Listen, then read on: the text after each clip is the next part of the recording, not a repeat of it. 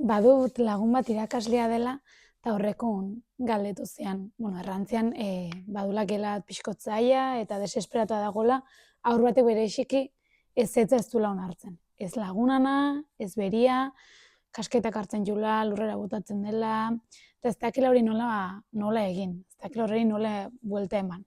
Eta berguk angirun zer egiten genuen, nola ematen genuen buelta egoera horieri. Bai, egia da olako haurrak haunitz daudela, ez? Eta batez ere segun ze fasetan, gehiago.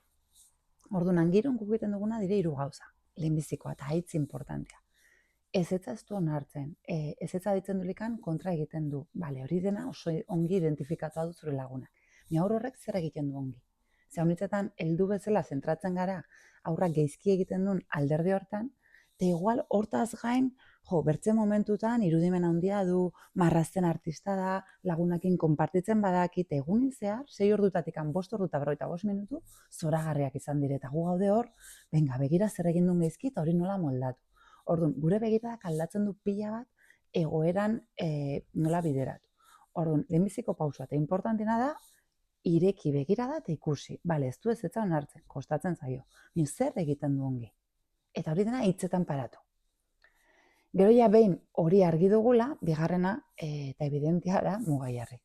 Ez, azkenen batzutan ezingo duz, bagian egin beharko duzu nahi duzunat, bertze batzutan agian adosten alduzue.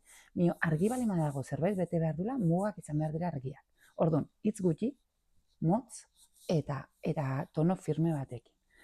Ze askotan helduari ze pasatzen zaigu hasten gara kriston txapak botatzen, eta esplikatzen zergatik egin behar duen, zergatik ez duen egin behar, eta bera ezezkoan baldin badago, egiten da itxi gehiago, emozioan sartzen da gehiago, eta kaskartzen da gehiago. Orduan, muga argiak eta motxak. Eta gero ja, 3. pausua izango zen, aukera bat bezala bizitu egoera hau, ez? 3 urte baldin baditu eta bera baldin badago denari ez erraten, bere garapenan fasea da. Orduan, horregatik ezin dugu onartu eta nahi duna egin. Baina bai, aprobetxatzen dugula aukera hori adosten erakusteko. Ze adosten ikasi egiten da. Haur batzuk, adostu gabe egiten dute gu nahi duguna, baina hori ere ez da hobia.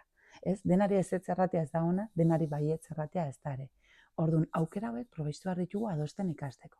Bale, ulertzen dut, momentu honetan hauekin nahi duzu. Batzutan, lortzen halko du nahi duna, guk zeritzen dugulako, eta bertze batzutan, ezetzkoa izango da, baina aprobetxatu aukera horiek. Bale, identifikatu noiz da ezetz garbi bat, noiz da adosteko aukera bat, eta horren arabera zure estrategia aldatu. Orduan, 3 klabe, lehenbizikoa, identifikatu garbi zer egiten duen ongi, bigarrena, ezetzkoa denikan mugargiak, eta 3.